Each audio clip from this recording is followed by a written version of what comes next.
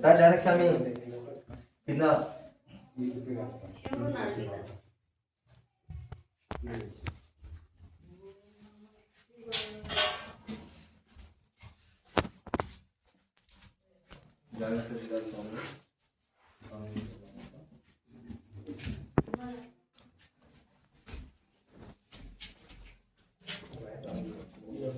చూసినావా వచ్చిన ఎందుకు రాలేమో వచ్చి నువ్వు అట్లా జరుగు.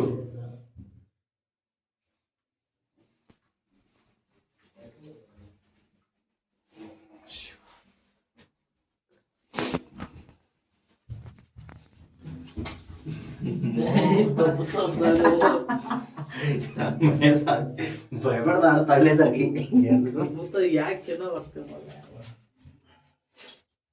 సామి జుట్టు తగలకూడదు, జుట్టు తగలకూడదు ఎప్పుడు అట్టా. ఇక తినాలకు బంద్ చేస్తారు రాకుండా. లోపలకి వచ్చి ఇరకపోతారు. ఊపిరాడదు ముందు ఏం ఊపిరాడు బ్రహ్మాండంగా అంతమంది అంత ఎక్కువ అయితే కష్టం. రానియరు బంద్ చేశారు పైన. ఏదైనా ఫస్ట్ స్వయంగా వెలిగింది ఇక్కడ. ఈ నుంచి మళ్ళీ పైన ఈ నుంచి పైకి వినాడు మళ్ళా.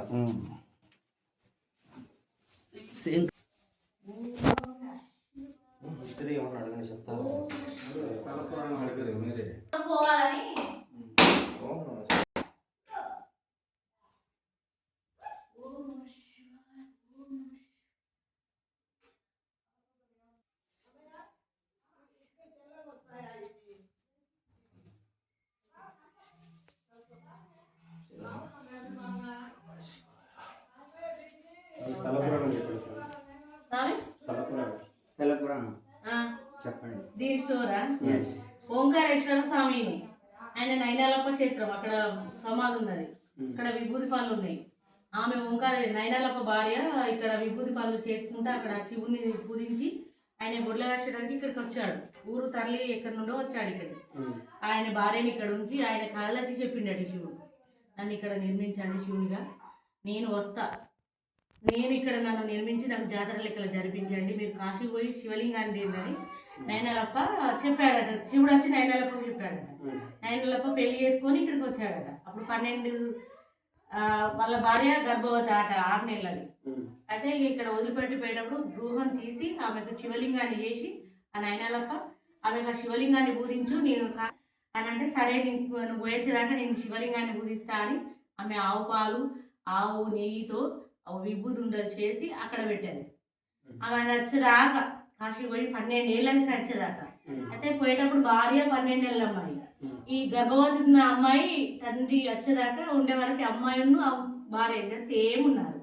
అయితే అమ్మాయి ఎవరో వచ్చారు అంటే నీళ్ళిపో బిడ్డ అని తల్లి చెప్పిందట నైనాలప్ప భార్య. నా భార్యనా అనుకున్నాడు అంతే.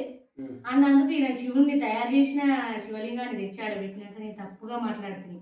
ఇద్దరు మళ్ళీ దగ్గరకు వచ్చినాక అయ్యో భార్య భర్తలు ఇద్దరు, భార్యను నా బిడ్డేనా మన బిడ్డేనయ్యా అంటే నీ భార్య అనుకుంటున్నా అని వచ్చి శివునికి తలవల కొట్టుకుంటే నా నైనాలు ఇస్తారా తండ్రి నైనాలప్ప అని క్షేత్రం నైనాలప్ప క్షేత్రం ఓంకారేశ్వర స్వామి.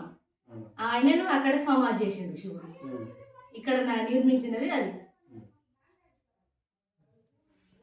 ఆయన భార్య విభూతి ఉండలు చేసి ఆడబెట్టింది. ఆయన అక్కడ ఉన్నది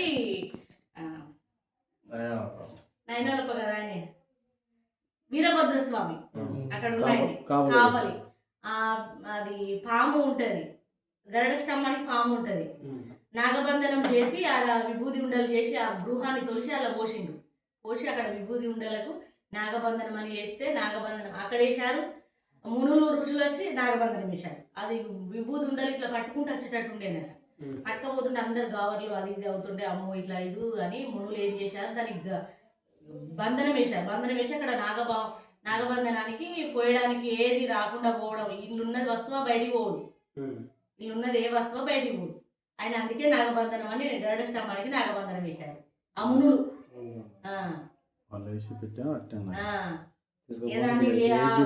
వేసిన కట్టె అటే ఉంటది కానీ ఇటు రాదు, మనం తీసుకుందామన్నా రాదు ఆ కట్టె. అందుకే భగవంతుడు వట్టోళ్ళు పచ్చోళ్ళు వేసిన కట్టెలు అట్లుండి లోపలికి విభూతులు పనులు లోపలికి వెళ్ళిపోయాయి. జాతర అప్పుడు మొన్న నెల రోజులు జరిగింది మస్తు తిరునాళ్ళు ఇక్కడ. కార్తీక మాసంలో జరుగుతుంది. కార్తీక మాసంలో శివరాత్రికి ఒక రోజు, కార్తీక మాసం 4 సోమవారాలు, లాస్ట్ సోమవారం తిరునాళ్ళు జరుగుతుంది. తిరునాళ్ళు జరుగుతుంది. ఎట్లా పోటీ ఎట్లా పంచాలు అవి ఇవి బాగుంటుంది. రావంటే రారు. నైనాలప్ప క్షేత్రము ఓంకారేశ్వర స్వామి. ఆయన ఇవరిదాకా బుక్కులు కూడా అమ్మాడు. ఆయన లేనట్టున్నది. అమ్ములు అంకులు దాని స్టోర్ మంచిగా ఉంటుంది. నేను చెప్పింది